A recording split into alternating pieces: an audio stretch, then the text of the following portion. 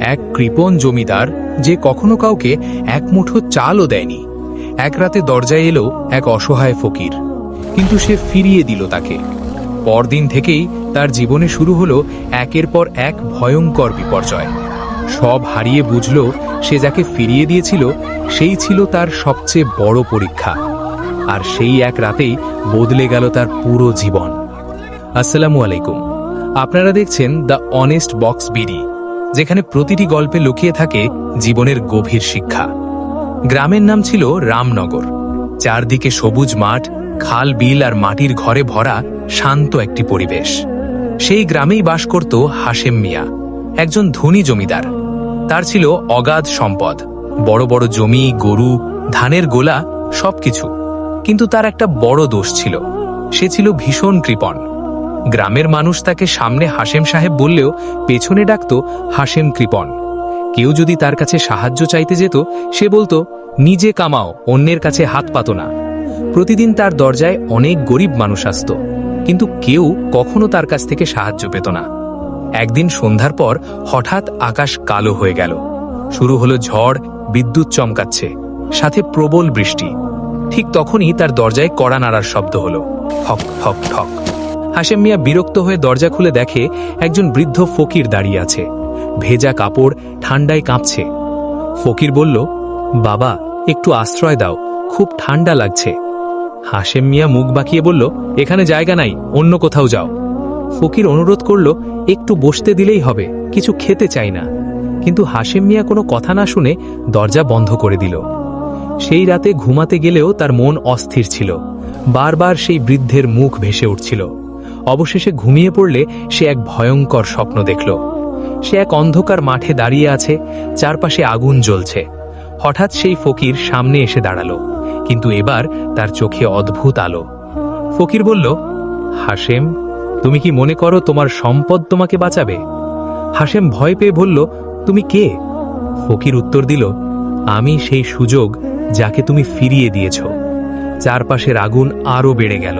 হাশেম চিৎকার করে উঠল, বাঁচাও, বাঁচাও। হঠাৎ তার ঘুম ভেঙে গেল, শরীর ঘামে ভিজে গেছে। সকালে বাইরে বের হয়ে সে হতবাক হয়ে গেল। তার ধানের গোলা পুড়ে ছাই হয়ে গেছে। লোকজন বলল, রাতে বজ্রপাতে আগুন লেগেছিল। সে দৌড়ে গিয়ে দেখল সব শেষ।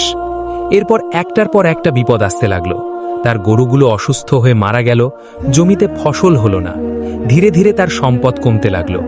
সবচেয়ে কষ্টের ছিল, লোকজন তার থেকে দূরে সরে গেল। একদিন সে গ্রামের এক লোকের কাছে সাহায্য চাইল। লোকটা বলল, আপনি তো কখনো কাউকে সাহায্য করেন নাই। এই কথা শুনে হাশেমের বুক ভেঙে গেল। শেষ পর্যন্ত তাকে তার বড় বাড়ি বিক্রি করতে হলো। সে একটা ছোট্ট কুঁড়ে ঘরে থাকতে লাগলো। একদিন রাতে বসে সে একা একা কাঁদছিল, বলছিল, আমার সব ছিল, কিন্তু আমি কাউকে কিছু দিই নাই। আজ আমি একা। পরদিন সে মসজিদে গেল। ইমাম সাহেব তাকে দেখে বললেন, হাশেম, তোমার চেহারা এত বদলে গেছে কেন? হাশেম সব খুলে বলল। ইমাম শান্তভাবে বললেন, আল্লাহ মানুষকে সম্পদ দেন পরীক্ষা করার জন্য। তুমি পরীক্ষায় ফেল করেছ। হাশেম কাঁদতে কাঁদতে বলল, এখন কি করব? ইমাম বললেন, তওবা করো আর মানুষকে সাহায্য শুরু করো, ইভেন যদি তোমার কাছে কিছুই না থাকে। সেই দিন থেকেই হাশেম বদলে গেল। তার কাছে বেশি কিছু ছিল না, কিন্তু যা ছিল সে তা ভাগ করে নিতে শুরু করল। কেউ পানি চাইলে সে পানি দিত, কেউ সাহায্য চাইলে সে চেষ্টা করত। গ্রামের মানুষ অবাক হয়ে গেল। তারা দেখল হাশেম সত্যিই বদলে গেছে। একদিন বিকেলে আবার সেই বৃদ্ধ ফকির এলো। হাশেম দৌড়ে গিয়ে তাকে জড়িয়ে ধরল, বলল, বাবা, আমাকে মাফ করে দিন, আমি বড় ভুল করেছি। সে ফকিরকে ঘরে নিয়ে গেল, নিজের অল্প খাবারও তার সাথে ভাগ করে খেল। ফকির খাওয়া শেষে বলল, এবার তুমি বুঝেছ? হাশেম তাকিয়ে দেখল ফকিরের মুখে সেই স্বপ্নের আলো। সে কাঁপা গলায় বলল, আপনি কে?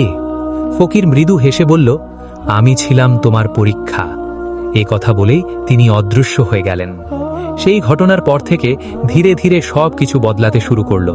তার জমিতে আবার ফসল হলো, মানুষ তাকে সম্মান করতে শুরু করল। কিন্তু এবার হাশেম আর আগের মতো ছিল না। সে তার সব কিছু মানুষের জন্য ব্যবহার করত। বলুন তো, এই গল্প দেখে আমরা কি শিখতে পারলাম? মানুষের কষ্টকে অবহেলা করলে একদিন সেই কষ্টই আমাদের জীবনে ফিরে আসে। সম্পদ কখনো চিরস্থায়ী নয়, কিন্তু মানুষের জন্য করা ভালো কাজ চিরকাল থেকে যায়। অন্যকে সাহায্য করলে আপনি ছোট হন না, বরং আল্লাহ আপনার রিজিক আরও বাড়িয়ে দেন। আজ যাকে আপনি সাহায্য করবেন, কাল সেই হতে পারে আপনার জন্য রহমতের দরজা। যদি এই গল্পটা আপনার হৃদয়ে একটু হলেও নাড়া দেয়, তাহলে একটা লাইক দিন, আর এমন আরও শিক্ষামূলক গল্প পেতে চ্যানেলটি সাবস্ক্রাইব করে পাশে থাকুন। আপনার একটুখানি সাপোর্ট আমাদের জন্য অনেক বড় অনুপ্রেরণা।